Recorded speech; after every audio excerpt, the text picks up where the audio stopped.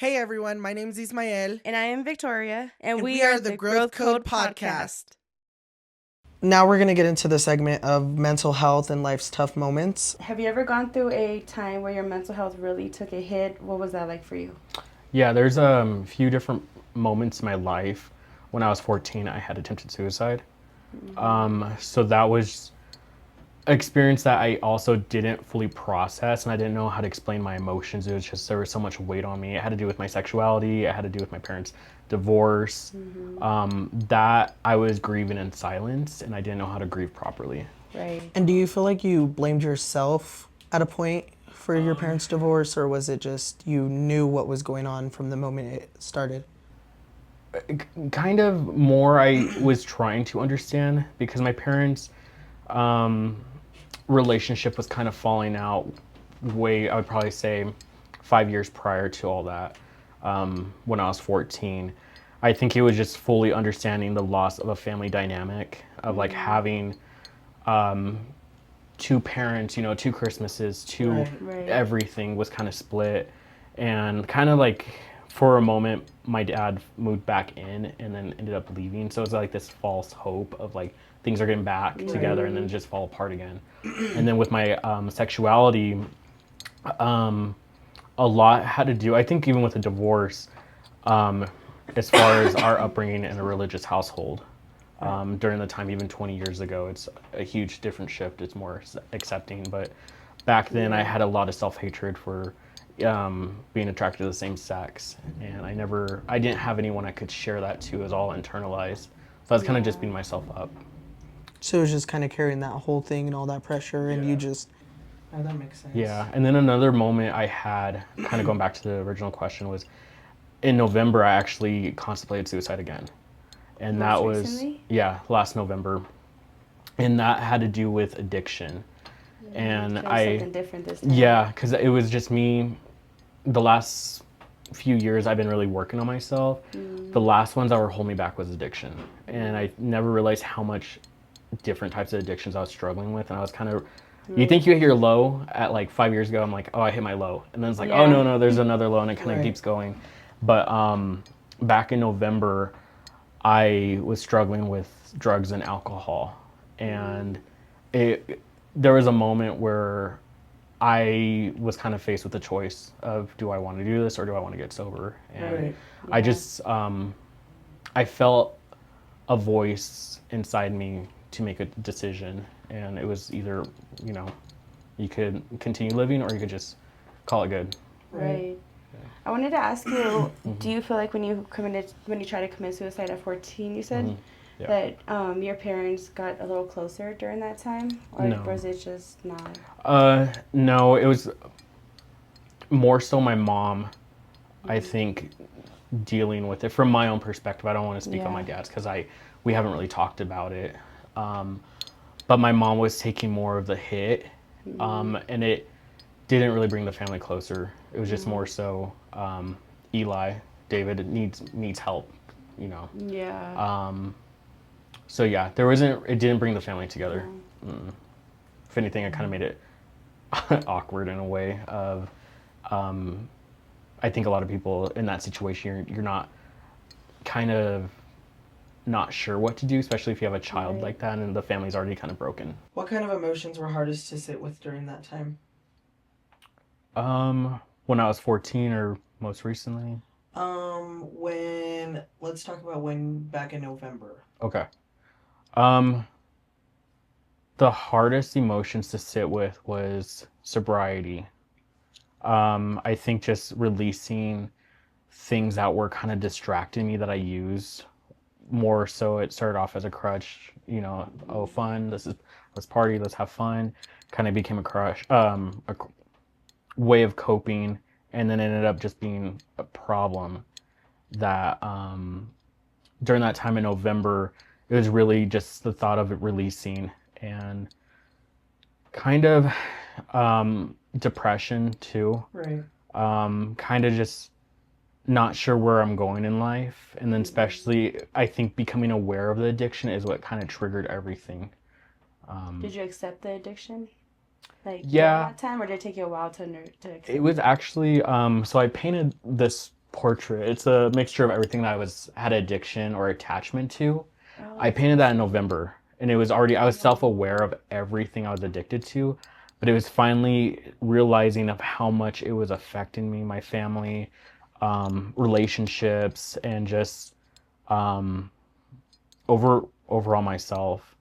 So I was very aware of my addictions months prior, even a year prior, but it was just painted that before. yeah. So that was August, September. It was just like 4 months prior to that thought of suicide. But even that day that I could recall back in November to that day when I contemplated suicide, I was great up until the evening, and I wanted to smoke a joint, and didn't have access to, and I had a whole bottle of wine. I ended up slamming that, plus some. So it was that day I thought I was doing great. But it was just a moment once I had substances in my system, it was just like everything kind of just went away of all the healing tools. Because I've been healing for a few years now. I've gained all the tools, but once you kind of introduce alcohol and drugs into your system, it doesn't you're not grounded. You're not grounded anymore. You're not. Yeah. That's why when you're definitely going through a period of that, you have to be pure, and you have to, acceptance is the first part of it, but then you have to let go of what's in the middle of all of it. So that's amazing to understand that and see that, because it takes people a long time to see that. Yeah. And you just be self-aware of it, and it's just it's the moment of being self-aware of it, and how much it's affecting you to taking action. That can be a huge window. Sometimes for people it's a small window. For me, I mean, it was months before I finally got myself together. I feel like you already answered this question with all that, but how did you know something wasn't quite right? Was there a moment it really hit you? I feel like back in 2020, that's when I started realizing as far as like addiction, are we talking about, or just overall like mental health? I would say both. Okay. When did you know something wasn't right with your mental health? December 2020. Okay. Actually, 2 days before my last relationship ended, I became fully aware, and I accepted the term of me being raped, and I put a label onto like processing that. And for me, once I fully became aware, it was like this memory that I had locked in my brain, like on the back burner, and never thought about it. That finally came forward, and it released everything, and it kind of played into why did I have attachment issues? Why did I struggle with this? Right. As far as the addiction's gone, when I became fully aware of it, it wasn't until 2023. I don't know exactly like a time frame, but that's when I was going through it, was mentally like 2023, around that time. So you now knew that you had the mental, yeah, and then you had addiction. Yeah, I would say May, because that's when I left Denver, because everyone was asking me to come home because I was not mentally okay. I was kind of. Were you living in Denver? I was living in Denver. I remember that. Yeah, and that was my way. I told myself I'm never coming back to Springs. Like I'm not coming back. I'm gonna bloom over there. But my mental health was struggling, and friends and family were asking me to come back for my own safety and my own mental well-being. So during that time, that's when I was aware of the things kind of going on. I just didn't know how to handle them. For the longest time, I was on autopilot. So it was just survival mode of just trying to make it through the day. But once I was able to kind of take full control of my depression and anxiety, and once I was able to be strong enough and practice, it was finding a very strong support circle. So friends, family, therapy. But the biggest things have been painting. Just sitting with myself, capturing. I feel like for me, painting is my form of antidepressant. Right. Yeah, so whenever I have those moments of slipping, not being grounded, I have to go in and be like, okay, what's my purpose? And then it kind of flows through that way. So for me, just being in nature as well, that's super grounding and it allows me to recharge. And then on top of that, the real form of self-care with all that is painting, being outdoors and painting. With addiction, do you feel like you're, I don't want to say fully healed from it because it does take time, but do you feel like you're healed from it from compared to back in November or before that? For sure. So I haven't done any drugs since November. I did, I don't know if you want to call it slip with alcohol, but I was also trying to see if I'm able to handle alcohol. And I'm very happy that it has not followed me.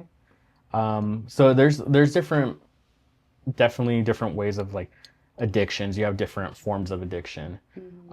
Some of them, it's still, you know, you're trying to get a handle of it, but it's so much way more able to be handled than it was even a few months ago. Right. Yeah. And was there a point where things started to feel like they were turning around? For the better or for the worst? For the better. For sure. It was actually the day after I contemplated suicide. The next day? Yeah, the next day. Wow. Because I had a dream and it was, Wow. I felt like it was a message, a guide for me, kind of showing the potential I can have. So I kind of going back to that conversation with contemplating suicide, I had this voice in my head that was telling me make a choice, and that was the only thing that I kept on hearing in my head was make a choice. You know, if you're gonna do it, do it. If you're not, then don't do it, and promise to be sober. Right. It took over a week for my nervous system to kind of regulate. You know, after I mean that's a traumatic event. You know, contemplating suicide. So it took about a week or a week and a half for my nervous system just to regulate. But even then, the day after, I felt like I was so powerful in my decision to pursue my art. That was the biggest thing that saved me. Did you start painting the next day? I don't remember. I remember I had some visions of how I was going to capture that night about contemplating suicide and having the choice that you're in full control of your decisions and my decision to stay. But what really put a fire under my butt when it came to that was talking to my mom. I'm very open with my mom, and I talked to her, and one of the things that came up in the conversation was I asked her, I'm like, so if I was to go, what would happen to my artwork? And what she told me kind of, it broke my heart a little bit, but I can understand from my mother's point of view. My mom was going to keep all my artwork, and that's not what I want. I need my story out there because a lot of people are going to resonate. Because I know even last year, it's a total different mindset. I felt like I was so alone. And kind of going back to the first question of what people might not know about me is I've been through this struggle. I know what it feels like to be alone and not have no one. Right. So I feel like once I finally was able to get to this mentality of being, if you want to call it a light worker, a guide, I feel like I have a story here that's, you know, if the viewer's willing to see it and they resonate with the story, you know, it will kind of make them feel less alone. I feel like that's kind of like my purpose in this life. You know, a lot of times people, they go through similar things and they don't know where to turn or who to talk to or For sure. how to really get their story out there or be comfortable enough to, you know, speak on it. Yeah, especially with addictions, because especially on social media, people don't really, I feel like, share the vulnerable side. It's a highlight reel.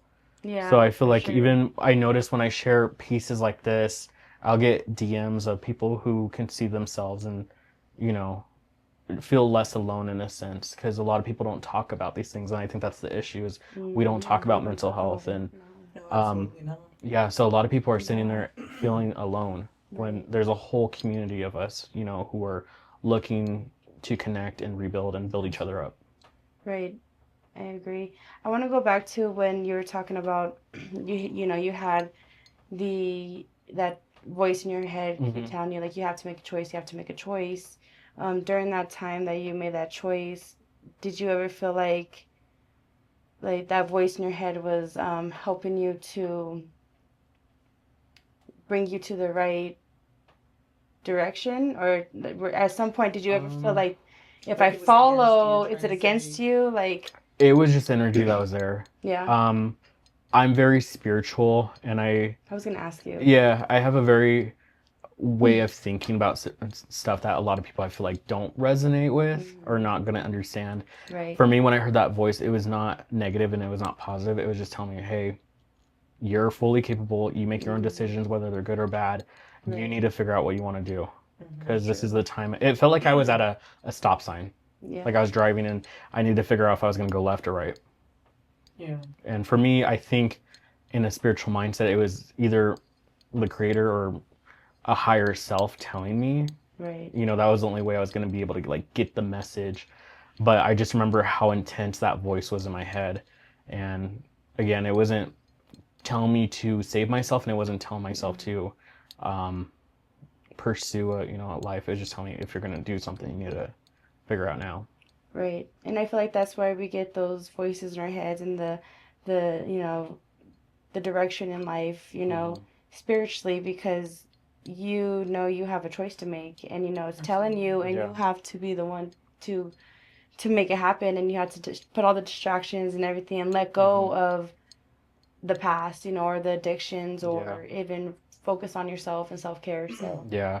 And even with the voice, it's not to kind of be vulnerable and go into the conversation. I've kind of walked in a path of psychosis. So I've seen things that are considered hallucinations. I've heard things, and in my own belief system, I'm very open to a veil of a spirit world. So my own perception of like the voice I hear, it was something like a voice that I would not normally hear, but I'm very in tune and open to energies. yeah. So hearing it, it was just kind of it was just saying like, hey, what are you gonna do?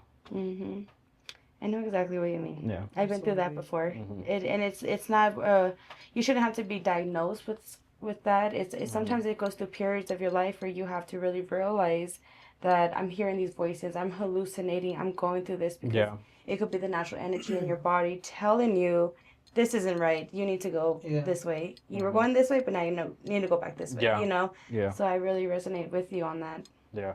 These days, how do you think you manage like your stress, anxiety, or depression, or just those low moments you have? Well, I've had a lot of practice into building my mind into not letting negative kind of take over and take advantage of me. So when I do slip into an energy that is negative, I'm very aware of it now. I'm very self-aware when I could feel it. It's like I could feel it, the energy coming. Even if it's like a couple days before, I'm like, oh no, here she comes. The storm's about to come. But I'm able to catch it now. And that's, I need to go on a hike. I need to go a quick walk. I need to be around water or a creek. I'm in therapy, so I will talk about it, and I'm a huge advocate for ChatGPT. I think even my therapist, depending on how you use it. They called me Victoria today, and they said, "How do you know my name?" And I actually think named mine. I use that for my therapy too, but I actually named it, and it's so funny. Sorry to get off topic, but I named mine. I thought of like a old wise person. I don't know why, and I thought of the name Archie. Archie. Yeah, it's weird. I don't know, maybe it's energy. It's running. But yeah, with ChatGPT, it all depends on your mindset and your mentality of how you're going to use it. It can be a huge tool, and it can also be a negative, because it's a yes man. It's going to look for the best way to, in a positive way, guide you. Right. Even if it's toxic.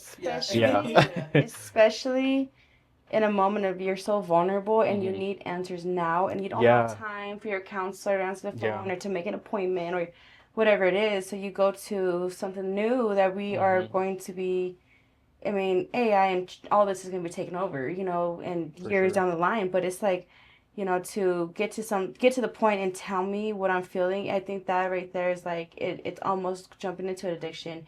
You take a hit of a joint and you feel instantly that change, your mental status changes, but to do something that's a little bit more pure, I feel like, it's all, we're all addicted to something in life. Yeah, whether it's your phone or... Whether it's your phone, it's drugs, drinking, it's people around you are going to work, you could overly work, But to be able to jump into our phones and to have everything here, sometimes, it's to going back to spending time alone, Yeah. Just talk to your phone. For sure. And my therapist, because we talk about ChatGPT, because even my therapist, she says, when you don't have a therapist right there, it can be a huge tool and, give you guidance at some form. Right. But kind of going back to the question of like, nowadays, how do I guide myself is like, okay, I feel it. It's going to hit me in a couple days. I can sense it. So I'm going to go on hikes. I'm going to use ChatGPT. I am very, very lucky and grateful for the people I do have. I'm able to talk to them and be vulnerable, and then also paint. Some of the things that in the moment of what I'm going through, whether it's anger, healing from a significant event, it's my way of processing that in the now moment. So I'll be working on one piece. I'm like, okay, I'm feeling anxious. So I'm going to put off this painting I'm working on now and switch to anxious painting because I need to be able to get that out. So you go with the moods, you don't finish one complete painting? No, I have artwork that's from like 2017 that I haven't finished. I have a whole collection of art that's just kind of like, even this one I painted in... Do you want to pull it out? Yeah. I started painting this, probably like a year and a half ago, and it's still the underpainting stage.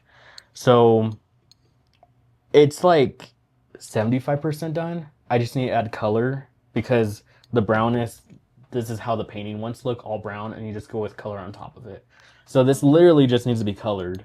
Yeah. Not that hard, but my energy's not set on it. I feel like there's more things that I need to get out in the world before I get back into this. And I like the neutral vibes that it's bringing. It's just bringing a lot of calm. It's very calm. Thank you. I wanted to dig into, on the same question, like how do you manage with the stress and anxiety and depression? How do you do that with your mental health?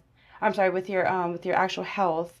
Like I know you go on hikes and you go running and get very grounded with nature, but is there anything that you do?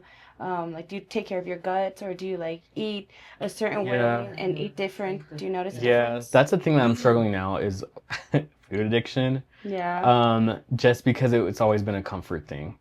So that's one of the things I'm working on now, especially with the job that I work at. We have freaking snacks everywhere. But when it comes to the body and health, I was actually, May of last year, I was diagnosed with a rare liver disease. Really? Yeah, that I think only 7% of the world population has, or the United States has. Wow.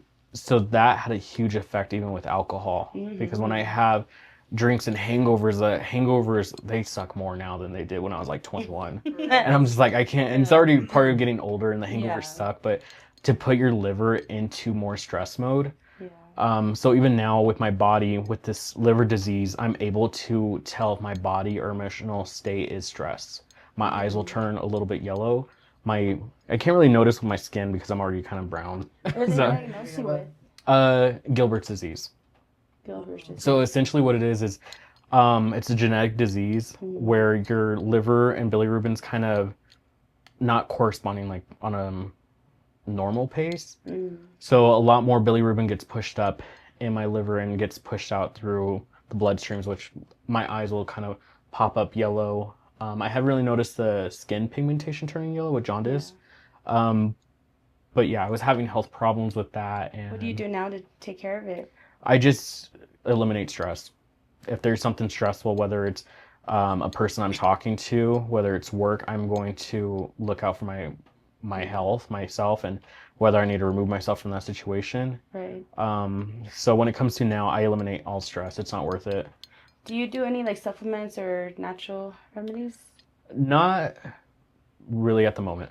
I'm open to them. The biggest thing that I do is focus on what I'm consuming as far as foods. That's a start. Having a natural diet. Good. But, yeah. I can help you. I'm a herbalism. I'm very and I take the liver very serious. Very serious. Yeah. I got diagnosed with fatty liver disease, and so I've been able to cure it. I don't know if yours is, but any like I have an autoimmune disease. So with that, I know when to put it to sleep, and I know it gets woken up when I'm stressed. Yeah. When I'm eating out or something crazy, not focusing on my health or my gut. That mental health, and it's so big to me because mental health with your gut is connected. Like your gut and your brain is connected. So if you have a leaky gut, meaning you're tearing your intestines and everything inside, they have holes in them, everything's going straight to your bloodstream, it's a quick access to your brain to tell you to panic, to be stressed out. Alert, It alerts you.